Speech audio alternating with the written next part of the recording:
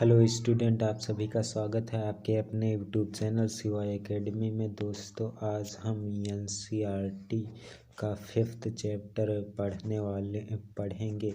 ये चैप्टर है क्या बताती हैं किताबें और कब्रें। दोस्तों, पिछले चैप्टर में हमने पढ़ा कि मानव इतिहास की एक दिलचस्प कहानी पढ़ी थी, जिसमें हमने जाना था कि कैसे उसने पशुओं को पालतू बनाया, कैसे भोजन को उगाया और बहुत कुछ इम्पोर्टेंट बातें जो हमें नहीं पता थी वो हमने पिछले 4 चैप्टर में जाना। ये 5वां चैप्टर है। जैसा कि मैंने बताया था कि हमारी बुक जैसे ही समाप्त हो जाएगी तब मैं आपको इसके शॉर्ट नोट भी प्रोवाइड कर दूंगा, ताकि आपको बार बार एनसीईआरटी ना पढ़नी पड़े और आप शॉर्ट नोट से ही पढ़ लिया करें।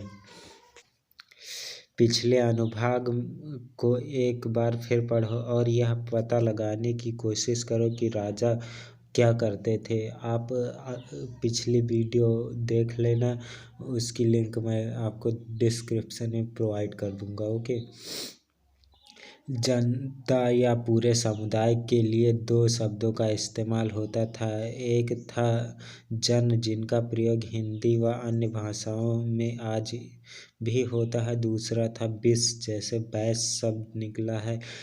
इस विषय पर तुम अध्याय 6 में विस्तार से पढ़ोगी। ऋग्वेद में विस और जनों के नाम मिलते हैं, इसलिए हमें पूर्वजन या विश्व, भारतजन या विश्व, युद्धजन या विश्व जैसे कई उल्लेख मिलते हैं। तुम्हें इनमें से कोई नाम जाना पहचाना लगता है? जिन लोगों ने इन प्रार्थनाओं की रचना की वे कभी कभी खुद को आर्य कहते थे तथा अपने विरोधियों को दास या दासी कहते थे। दासी वे लोग होते थे जो यज्ञ नहीं करते थे और शायद दूसरी भाषाएं बोलते थे। बाद के समय में दास स्त्रीलिंग शब्द का मतलब गुलाम हो गया। दास वे स्त्री और पुरुष होते थे जिन्हें युद्ध में बंदी बनाया जाता था। उन्हें उनके मालिक की जायदाद माना जाता था। जो भी काम मालिक चाहते थे उन्हें वो सब करना पड़ता था। जिस युग में उपमहाद्वीप के उत्तर पश्चिम में ऋग्वेद की रचना हो रही थी, उस समय दूसरी जगहों पर एक अलग तरह का विकास हो रहा था। देखो वहाँ क्या हो रहा था। खामोश प्रहरी कहानी महापाषाणों की अगले पृष्ठ को देखो। ये शिलाखंड बड़ा पाषाण पत्थर नाम से जाते हैं। ये पत्थर दफन करने की जगह लोगों द्वारा बड़े कारीने में लगाए गए थे। महापाषाण कब्रें बनाने की प्रथा लगभग 3000 साल पहले शुरू हुई। यह प्रथा दक्कन, दक्षिण भारत, पूर्वी भारत, कश्मीर में प्रचलित थी। कुछ महत्वपूर्ण महापाषाण पुरास्थल में दिखाए गए हैं। जो महापाषाण जमीन के ऊपर दिख जाते हैं, कुछ महापाषाण जमीन के भीतर भी होते हैं।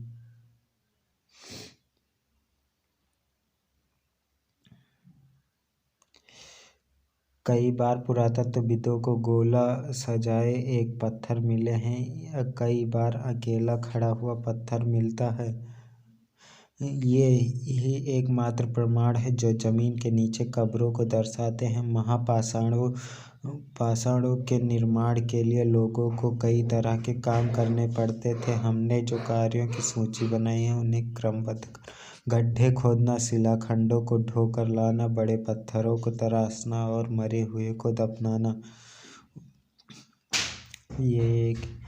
इन सब कब्रों में कुछ समानताएं हैं। सामान्यतः मृतकों को खास किस्म के मिट्टी के बर्तनों के साथ दफनाया जाता था, जिन्हें काले लाल मिट्टी के बर्तन, ब्लैक एंड रेड वेयर के नाम से जाना जाता था। इनके साथ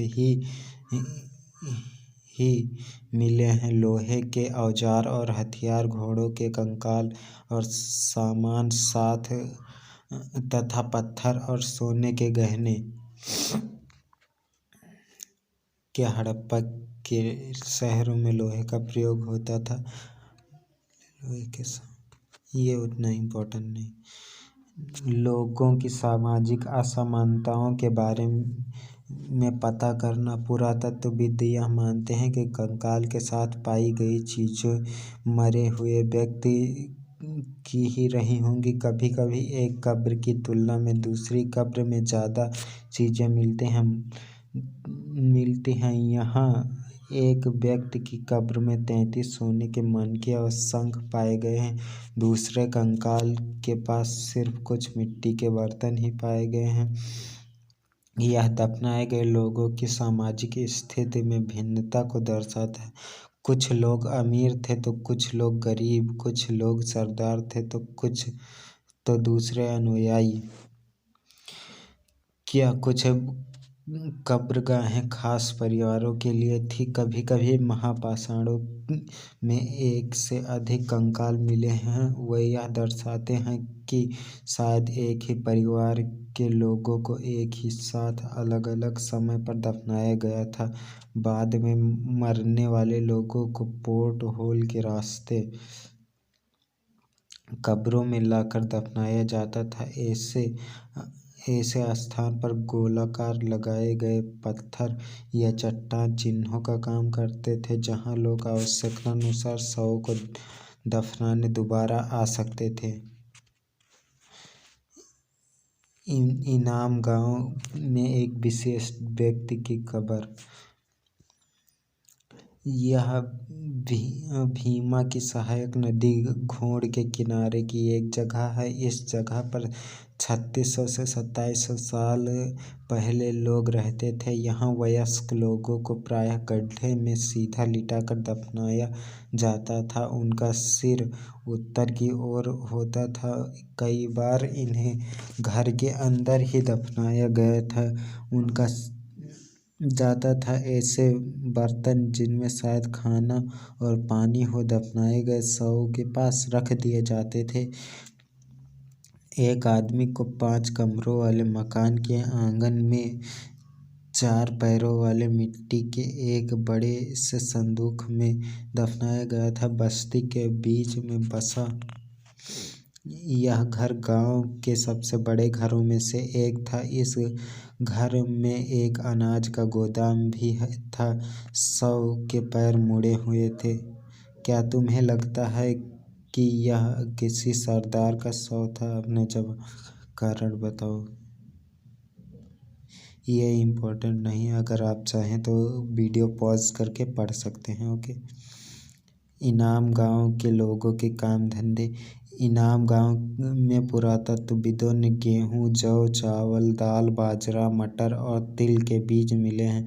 कई जानवरों की हड्डियां भी मिली हैं, कई हड्डियों पर काटने के निशान, और यह अंदाजा होता है कि लोग इन्हें खाते होंगे। गाय, भैंस, बैल, बकरी, भेड़, कुत्ता, घोड़ा, गधा, सुअर, सांभर, चितकबरा, हिरण, कृष्ण मृग, खरहा, नेवला, चिड़िया, घड़ियाल, कछुआ, केकड़ा और मछली की हड्डियां भी पाई गई हैं। ऐसे साक्ष्य मिले हैं कि बेर, आंवला, जामुन और कई तरह की रसभरियां एकत्र की जाती थीं। इस प्रमाण के आधार पर इनाम गांव के लोगों के काम धंधों की एक सूची बनाओ। ये चैप्टर लगभग समाप्त हो चुका है और इसमें कुछ अन्यत्र बचा है। चलिए हम पढ़ लेते हैं जल्दी से अन्यत्र।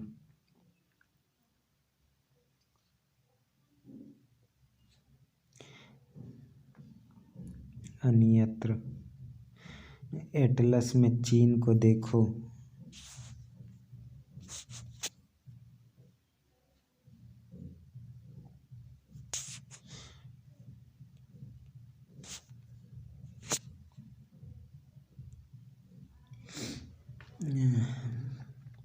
एटलस में चीन को देखो। लगभग 3500 साल पहले हम वहाँ की लेखन कला के सबसे पुराने उदाहरण पाते हैं।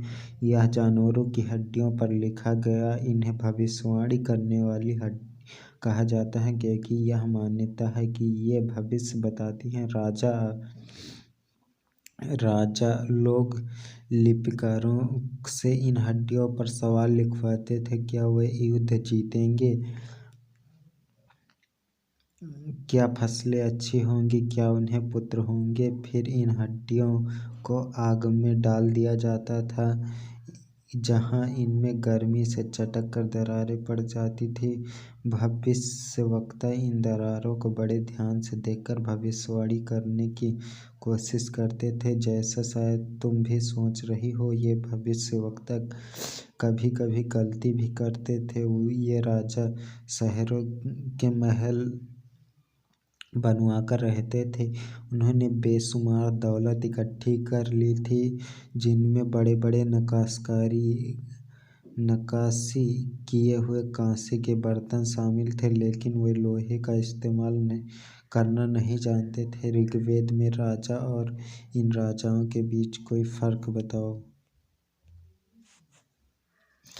ये चैप्टर समाप्त हो चुका है और इसके कुछ उपयोगी शब्द हैं जो हम देख लेते हैं। उपयोगी शब्द है वेद, प्रार्थना, भाषा, रथ, यज्ञ, दास, राजा, महापाषाण, कब्र, कंकाल, लोहा। ये इम्पोर्टेंट शब्द हैं, इन्हें आप अपनी नोटबुक में नोट कर लेना। और कुछ महत्वपूर्ण तिथियां भी हैं। वेदों की रचना प्रारंभ लगभग 3500 साल पहले। महापाषाणों का निर्माण की शुरुआत लगभग 3000 साल पहले। इनाम गांव में कृषकों का निवास लगभग 3600 से 2700 साल पहले। चरक लगभग 2000 साल पहले।